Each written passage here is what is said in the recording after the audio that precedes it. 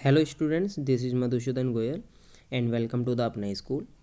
आज हम बात करने जा रहे हैं कक्षा 10th या कक्षा 12th या अदर एसएससी एग्ज़ाम्स के लिए इम्पोर्टेंट टॉपिक अलंकार के बारे में।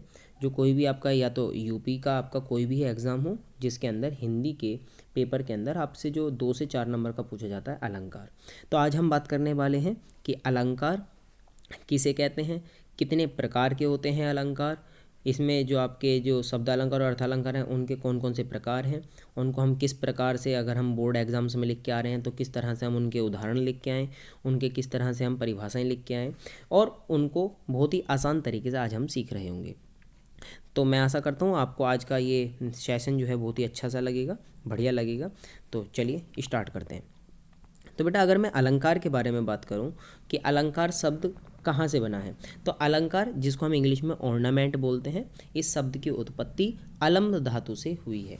ठीक है, और जिसका अर्थ क्या होता है, आभूषण। जिसका क्या अर्थ होता है, आभूषण। कई बार एग्जाम्स में क्वेश्चन पूछा जाता है कि अलंकारवादी कवि किसे कहा जाता है। तो आपके जो अनेक कवि हैं जिनमें से जो केशव दास हैं उनको अलंकारवादी कवि कहा जाता है। ठीक है, क्योंकि इन्होंने अपनी रचनाओं के अंदर अलंकार का बहुत ज़्यादा यूज़ किया है, जिस वजह से जो आपके कवि केशव दास हैं उनको अलंकारवादी कवि कहा जाता है। ठीक है, तो अलंकार शब्द जो आपकी जो उत्पत्ति हुई है अलंकार शब्द की, वो किससे हुई है, आपकी अलम धातु से, जिसका अर्थ होता है आभूषण। अलंकारवादी कवि कौन है, केशव दास। इतना आपको समझ आया होगा। अगर हम अलंकार के वर्गीकरण के बारे में बात करें कि अलंकार कितने प्रकार के होते हैं और हम उनका वर्गीकरण किस किस प्रकार से कर सकते हैं, तो मुख्यतः अलंकार 2 प्रकार के होते हैं। ठीक है, एक तो बेटा शब्द के आधार पर और एक उनके अर्थ के आधार पर। तो 2 प्रकार के अलंकार हैं, एक तो शब्दालंकार और एक अर्थालंकार। ठीक है, तो शब्द के आधार पर जो अलंकार को हम वर्गीकृत करेंगे उसे हम बोलेंगे शब्दालंकार और अर्थ के आधार पर उनको अर्थालंकार।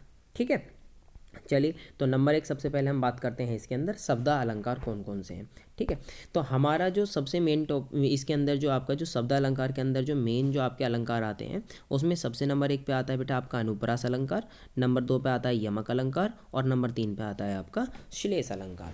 ठीक है, कक्षा 12 के बच्चों के लिए ये मोस्ट इंपॉर्टेंट है आपके अनुप्रास, यमक और श्लेष। ठीक है, लेकिन कक्षा 10 के बच्चों के जो इस टाइम पे जो 70% का जो आपका जो सिलेबस है ना, तो उसमें से शब्दालंकार को हटा रखा है। ठीक है, तो क्लास 12th वाले इनको जरा गौर से देखें, वैसे तो सभी के लिए मोस्ट इंपॉर्टेंट है ये चीज़।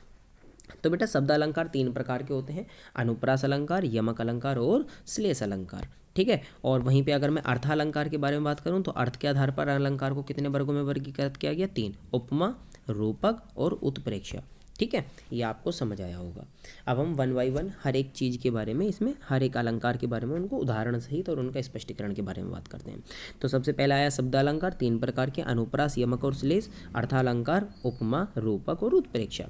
तो शब्दालंकार में अगर हम सबसे पहले बात करते हैं तो शब्दालंकार में हम बात करते हैं सबसे पहले अनुप्रास अलंकार की। अनुप्रास अलंकार किसे कहते हैं, कहाँ पे ये पाया जाएगा, तो बेटा अगर मैं अनुप्रास अलंकार के बारे में बात करता हूँ तो अनुप्रास अर्थात वर्णों की आवृत्ति। ठीक है ना, अगर किसी जगह पर वर्णों की आवृत्ति हो रही है, आवृत्ति का मतलब होता है कोई वर्ण। सबसे पहले देखो हम इसमें ना कुछ बच्चों को कन्फ्यूज रहते हैं बच्चे कि सर वर्ण में और शब्द में क्या अंतर है। तो बेटा सबसे पहले ना देखो इसके अंदर दोनों चीज़ों को समझना।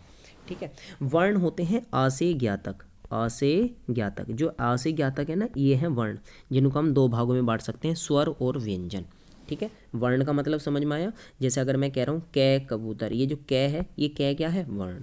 अगर मैं कहूँ ये रै क्या है, रै क्या है, क्या, वर्ण है ना। अगर मैं कहूँ कि ये मैं क्या है, तो मैं क्या है, वर्ण। ठीक है, तो ये बेटा ये कै रे में ये हैं वर्ण। और बेटा वर्णों से मिलकर किसकी उत्पत्ति होती है, शब्दों की। जैसे अगर मैं कहने लग जाऊँ रे आ मैं, तो ये 3 वर्णों से मिलकर आपका क्या बना है, आपका राम शब्द मिलकर बना है। तो वर्णों से, या कै रे कर, तो ये 2 वर्णों से मिलकर किसकी उत्पत्ति हुई है, शब्द की।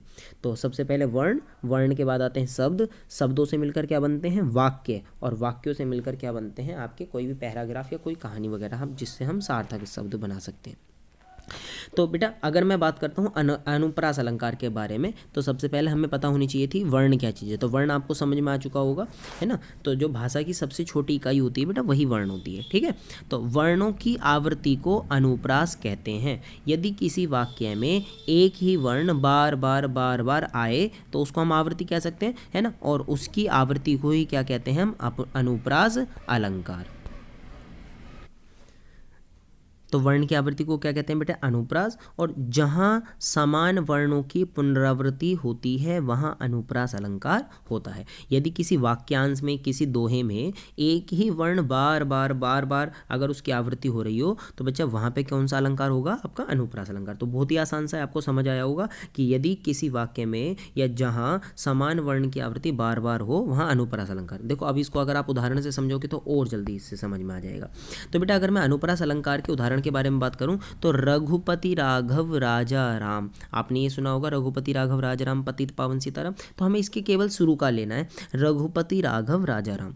तो अगर आप यहाँ पे गौर से देखोगे तो बेटा यहाँ पे देखो रघुपति में रैवर्ण आया, राघव भी रैवर्ण से स्टार्ट हो रहा है, राजा भी रैवर्ण से और राम भी रैवर्ण से। अर्थात यहाँ पे रैवर्ण की आवृत्ति बार बार हो रही है। तो इसका मतलब इस वाली पंक्ति में कौन सा अलंकार है बेटा, अनुप्रास अलंकार, ठीक है। ये बहुत आसान सा है, आप बड़ी जल्दी से याद करके आप लिख के आ सकते हो। और वहाँ पे ना इस चीज़ को जैसे ही मैंने इसमें अंडरलाइन करके कर रखा है, मैंने इसी वजह से ये चीज़ लिख के दिखाई है जिससे कि आप वहाँ पे बिल्कुल इसी तरह से सेट करके लिखा और आपको 2 नंबर पक्के मिल जाए, ठीक है।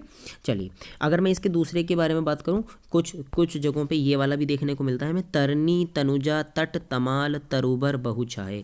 तो यहाँ पे आपको शुरू के 5 इनमें शब्दों में दिखाई दे रहा होगा, यहाँ पे भी तैवर्ण तैवर्ण तैवर्ण तैवर्ण और तैवर्ण। तो तैवर्ण की पुनरावृत्ति हुई है। तो इसका मतलब यहाँ पे भी कौन सा अलंकार है बेटा, अनुप्रास अलंकार, है ना। बहुछाये को छोड़ दीजिए आप, बस इसके अंदर तरुवर है ना, तरनी तनुजा तटतमाल इसको देखिए। तो यहाँ पे तैवर्ण की पुनरावृत्ति हुई है, इसका मतलब यहाँ पे भी कौन सा अलंकार है, अनुप्रास अलंकार। बेटा आपसे अलंकार में ना 2 तरह से प्रश्न पूछे जाएंगे, पहले ही मैं आपको क्लियर कर देता हूँ। अलंकार में 2 प्रकार से प्रश्न पूछे जाएंगे। या तो आपसे सीधा कहा जाएगा कि अनुप्रास अलंकार, माना आपको अनुप्रास आया आपके, है ना, तो आपसे कहा जाएगा कि अनुप्रास अलंकार की परिभाषा, है ना, उदाहरण सहित। कैसे, उदाहरण सहित। और उदाहरण में बेटा आपको स्पष्टीकरण या टिप्पणी जरूर देनी होती है कि आपको कैसे लग रहा है कि वहाँ पे आपका अनुप्रास अलंकार है। तो एक तो प्रश्न इस तरह से आएगा, 1 नंबर की परिभाषा और 1 नंबर का उदाहरण, ठीक है। या फिर आप लोगों को ये वाला क्वेश्चन आएगा बहुविकल्पीय प्रश्न में, है ना। बहुविकल्पीय में किस तरह से आएगा, बहुविकल्पीय में कक्षा 10 वाले बच्चों को आपको एक रघुपति राघव राजाराम ये दे दिया जाएगा और कहा जाएगा कि उपरोक्त पंक्ति में या निम्न पंक्ति में कौन सा अलंकार है। तो आपको देखना है कि वहाँ पे ये रै वर्ण की आवृत्ति बार बार हो रही है, तो इसका मतलब यहाँ पे कौन सा अलंकार है, अनुप्रास, ठीक है बेटा। और अनुप्रास किसका है, ये आपका अनुप्रास है शब्दा अलंकार का एक उदाहरण, ठीक है। चलिए नेक्स्ट बढ़ जाते हैं हम, ये समझ आया होगा। अगले हम अलंकार की तरफ अगर हम बढ़ें तो अगला अलंकार आता है बेटा यमक अलंकार, ठीक है। तो सबसे पहले हमें जैसे पता है कि अगर वर्ण की आवृत्ति हो तो उसे अनुप्रास कहते हैं। तो बेटा यमक किसे कहते हैं, तो यमक कहते हैं बेटा युग्मिया जोड़े को, युग्मिया जोड़े को। अब किसके युग्मिया जोड़े को, तो बेटा जब एक शब्द एक से अधिक बार प्रयुक्त हो, तो मतलब एक से अधिक बार आ रहा है तो युग्म आ रहे हैं उसके, इसका मतलब युग्म आ रहे हैं तो उसको अपन क्या बोलेंगे, यमक अलंकार, ठीक है। तो लेकिन देखो अलंकार में क्या होगा, यमक अलंकार में, तो जब एक शब्द एक से अधिक बार प्रयुक्त हो और उसका अर्थ प्रत्येक बार भिन्न भिन्न हो, वहाँ यमक अलंकार होता है। तो इसका मतलब क्या हुआ बेटा, यदि किसी दोहे में या किसी पंक्ति में एक शब्द एक से अधिक बार आए, ठीक है। जैसे मैं देखो यहाँ पे एक उदाहरण ले लेते हैं, यहाँ पे देखो आपको क्या दिखाई दे रहा है, आपको उदाहरण कनक कनकते सो गुने। तो यहाँ पे देखो आपने देखा कनक शब्द और कनक शब्द 2 बार आया, एक से अधिक बार आया, इसका मतलब ये क्या है, यमक, ठीक है। अब लेकिन अलंकार में क्या कब बोलते हैं कि 2 बार तो आए लेकिन प्रत्येक बार इसका अर्थ क्या हो, भिन्न भिन्न, तो वहाँ पे कौन सा अलंकार होगा, यमक अलंकार। तो जहाँ एक शब्द एक से अधिक बार प्रयुक्त हो और उसका अर्थ प्रत्येक बार भिन्न भिन्न हो, वहाँ यमक अलंकार होता है। अगर हम इसका उदाहरण देखें, बहुत ही बढ़िया उदाहरण है ये आपका, ठीक है। तो कनक कनकते सो गुनी माधकता अधिकाय, वा खाए बोराए जग या पाए बोराए। तो अगर हम इस उदाहरण के अंदर देखें तो बेटा कनक शब्द की पुनरावृत्ति 2 बार हुई है, ठीक है। लेकिन यहाँ पे एक कनक का अर्थ होता है धतूरा और दूसरे कनक का जो अर्थ है यहाँ पे है सोना, है ना। तो आपका कवि कह रहा है कि यहाँ पे जो दोनों जो आपके क्या है, आपके जो कनक हैं, चाहे वो धतूरा है और दोनों ही क्या है आपका सोना, दोनों में ही क्या है बहुत ज़्यादा मादकता, मादकता बोलते हैं नशीला, है ना, कोई नशीला पदार्थ होता है तो उसको मादक पदार्थ बोला जाता है ना। क्योंकि अगर धतूरा अगर कोई व्यक्ति खा जाता है तो भी वो बोर आ जाता है, अर्थात पागल हो जाता है। और यदि किसी को अधिक मात्रा में सोना प्राप्त हो जाए तो वो भी वह बोर आ जाता है। ठीक है, तो यहाँ कनक शब्द की पुनरावृत्ति हुई है जिसका अर्थ अलग अलग है। एक कनक का अर्थ है धतूरा और दूसरे कनक का अर्थ है सोना। तो समझ आया आपको, यमक अलंकार। ठीक है, तो यमक अलंकार जहाँ पे एक शब्द एक से अधिक बार प्रयुक्त हुआ हो और उसका अर्थ भिन्न भिन्न हो। ठीक है, बहुत ही आसान आसान से एग्जाम्पल है जिनको आप एक बार लिख के देख लोगे तो भूलोगे नहीं कभी भी। ठीक है बेटा, अगर मैं बात करता हूँ श्लेष अलंकार के बारे में, तो बेटा श्लेष का मतलब क्या होता है? जैसे हमने अभी देखा, अनुप्रास का मतलब वर्ण की आवृत्ति, यमक का मतलब किसी शब्द का जोड़ा होना। ऐसे ही अगर मैं श्लेष अलंकार के बारे में बात करूँ तो इसमें क्या बात करते हैं? तो बेटा जिस शब्द के एक से अधिक अर्थ हो उसे श्लिष्ट कहते हैं। क्या कहते हैं? उसे श्लिष्ट कहते हैं। ठीक है, तो इसका मतलब क्या हुआ? जहाँ कोई शब्द एक ही बार प्रयुक्त हो। ठीक है ना, अगर किसी दोहे में या किसी पंक्ति में कोई शब्द केवल एक ही बार प्रयुक्त हुआ है ना, किंतु प्रसंग भेद उसके अर्थ अलग अलग हो, है ना, तो प्रसंग या भेद के आधार पर उसके अर्थ क्या हो? अलग अलग। तो वहाँ पे उन पंक्तियों में क्या होता है बेटा? श्लेष अलंकार। जैसे हम रहीमदास जी का एक दोहा देखते हैं, क्या है? रहीमदास जी ने क्या लिखा है? रहीमदास जी कहते हैं कि रहीमन पानी राखिए। अधिकांशतः ना रहीमन दास जी जितने भी अपने दोहे लिखते हैं उसमें अपना नाम जरूर डालते हैं। ठीक है ना, तो आपको पता चल जाएगा रहीमदास जी का दोहा है। तो रहीमन पानी राखिए बिन पानी सब सून, पानी गए ना उबरे मोती मानुष चून। तो यहाँ पे ये पानी शब्द आया है। ठीक है ना, तो पानी शब्द जो है ये क्या कह रहा है? तो रहीमदास जी कह रहे हैं कि बेटा ये जो पानी है ना, पानी अर्थात मोती के परिप्रेक्ष्य में इसका मतलब क्या है? चमक, कि चमक के बिना मोती बेकार है। मनुष्य के में है बेटा इसका प्रतिष्ठा सम्मान। ठीक है ना, कि यदि व्यक्ति भी प्रतिष्ठा या सम्मान के बिना क्या है? बेकार है। और चून, अगर चून में अगर पानी चला जाए तो चून भी क्या हो जाता है? बेकार हो जाता है। ठीक है, तो इस दोहे के अंदर रहीमदास जी ने पानी शब्द यूज किया है, लेकिन इसका अर्थ जो है किसके परिप्रेक्ष्य में? मोती, मनुष्य और चूने के परिप्रेक्ष्य में, तीनों के में अलग अलग है। ठीक है, तो अर्थात यहाँ पे कौन सा अलंकार हुआ बेटा आपका? यहाँ पे हुआ आपका श्लेष अलंकार। समझ आया होगा आपको। चलिए, तो ये तीन कौन से थे बेटा? हमारे शब्द अलंकार। अब हम आगे बढ़ते हैं अर्था अलंकार के बारे में, अर्थात जहाँ पे अलंकार अर्थ के आधार पर होगा। अब जरा समझेंगे। तो बेटा अर्था अलंकार तीन प्रकार के मेन हमने बात करी, कौन कौन से? सबसे पहला आएगा उपमा अलंकार। तो बेटा इसमें उपमा अलंकार के बारे में अगर हम बात करें तो यहाँ पे देखो दो शब्द आते हैं मेन, उपमेय और उपमान। मतलब क्या होता है और उपमान का मतलब क्या होता है? बेटा यहाँ पे ना हम तुलना करेंगे। ठीक है, तो जिसकी हम तुलना करते हैं तो उसको बोलते हैं उपमेय, और जिससे हम तुलना करते हैं उसको हम बोलते हैं उपमान। चलो देखो, एक बार देखोगे तो बड़ी जल्दी समझ में आ जाएगा।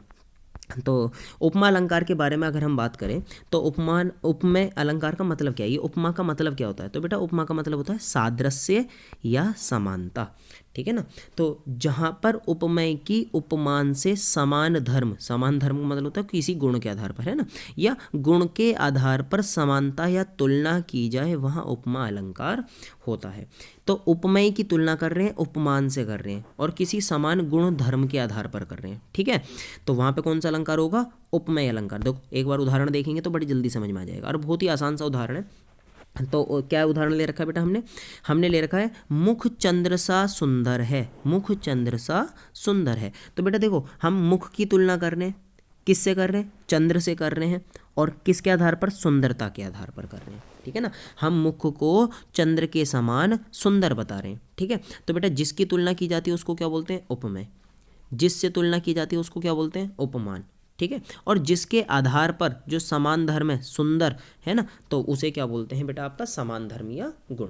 ठीक है, और बेटा यहाँ पे ये जो सा लगा है ना, हम बोल रहे हैं मुख चंद्र सा सुंदर है, क्योंकि अगर मुख चंद्र है ना, मुख चंद्र है ऐसा करके बोलेंगे तो वो अलग अलंकार हो जाएगा। अभी हम आगे बात करेंगे। तो जब उपमेय और उपमान की समान गुणधर्म है ना के आधार पर क्या की जाती है बेटा? आपकी तुलना की जाती है, तो वहाँ पे कौन सा अलंकार होता है? आपका उपमा अलंकार होता है। ठीक है, तो ये आपको समझ में आया होगा उपमा अलंकार क्या चीज़ है बेटा।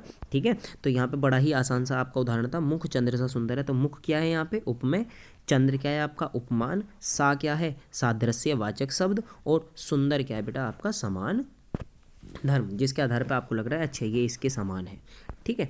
चलिए नेक्स्ट के बारे में बात करते हैं। तीनों के ही अंदर आपका जो है जितने भी हम इसमें बात करेंगे ना अर्थ अलंकार में, ये उपमेय उपमान जरूर आ रहा होगा, ठीक है। तो यहाँ पे तो क्या है, उपमेय और उपमान का समान धर्म या गुण के आधार पर हम क्या कर रहे हैं, समानता या तुलना। लेकिन अगर मैं रूपक अलंकार के बारे में बात करूँ तो बेटा रूपक अलंकार क्या होता है, यहाँ पे उपमेय और उपमान में भेद रहित आरोप होता है। मतलब यहाँ पे उपमेय और उपमान में कोई भी अंतर नहीं होता, उपमेय ही उपमान है और उपमान ही उपमेय है। जैसे मैं बात कर रहा हूँ मुख चंद्र है, अर्थात मुख ही चंद्रमा है ना। तो अगर कोई जो है क्या नाम है आपका इसके अंदर कि कोई किसी के मुख को क्या बता रहा है, मुख चंद्र है, अर्थात मुख में और चंद्रमा में कोई भी अंतर नहीं है, ठीक है। जब भी हम बोलते हैं इसको भेद रहित आरोप हो, जब उपमेय में उपमान का भेद रहित आरोप हो वहाँ रूपक अलंकार होता है। तो मुख चंद्र है तो यहाँ पे हम क्या कह सकते हैं, यहाँ मुख और चंद्र में कोई अंतर नहीं है, अर्थात मुख ही चंद्र है, ठीक है। तो वहाँ पे कौन सा अलंकार होगा बेटा, आपका रूपक अलंकार। और बिल्कुल ऐसा ही बिल्कुल है आपका उत्प्रेक्षा अलंकार। तो जहां उपमेय में उपमान की संभावना की जाती है, ठीक है ना। यहाँ पे हम पीछे तो हम तुलना कर रहे थे, यहाँ पे हम संभावना कर रहे हैं कि मुख मानो चंद्र है, ठीक है। हमने मुख को चंद्र नहीं बताया हम, लेकिन उसको हम कह रहे हैं कि मुख जो है लगभग किसके जैसा दिखाई दे रहा है, माना चंद्रमा के जैसा दिखाई दे रहा है, तो मुख मानो चंद्र है। तो बेटा उत्प्रेक्ष अलंकार कहाँ पे होता है, तो जहां उपमेय में उपमान की, यहाँ पे याद रखना है आपको संभावना, उत्प्रेक्षा में याद रखो जहाँ पे संभावना की जाती है ना, वहाँ उपमेय उत्प्रेक्ष अलंकार होता है। और बेटा यहाँ पे ना जहाँ पे भी उत्प्रेक्ष अलंकार होगा, मैंने आपको बताया था आपको ना दो तरीके के क्वेश्चन आते हैं ना, अगर आपको एग्जाम्पल आया और वहाँ पे देखना है कि उत्प्रेक्ष अलंकार है, तो बेटा वहाँ पे कुछ आपके ये आपके बोधक शब्द आते हैं। तो उत्प्रेक्ष अलंकार में संभावना है तो निम्न बोधक शब्द प्रयोग किए जाते हैं, इससे अलावा कोई बोधक शब्द नहीं नजर आएगा आपको, या तो मनु या मानो या मनहु या जनु जानो और जनहु, ठीक है। तो आपके 6 आपके क्या हैं, बोधक शब्द हैं। तो जैसे अगर यहाँ पे आप देखो तो मुख मानो चंद्र है, तो बेटा यहाँ पे मुख मैंने पहले बताई थी, जिसकी तुलना करते हैं उसे उपमेय, जिससे तुलना करते हैं उसको उपमान, और बेटा यहाँ पे ये जो मनु है ये क्या है आपका बोधक शब्द। समझ में आया होगा। तो बेटा एक बार और देख लेते हैं हम जल्दी से तेजी के साथ।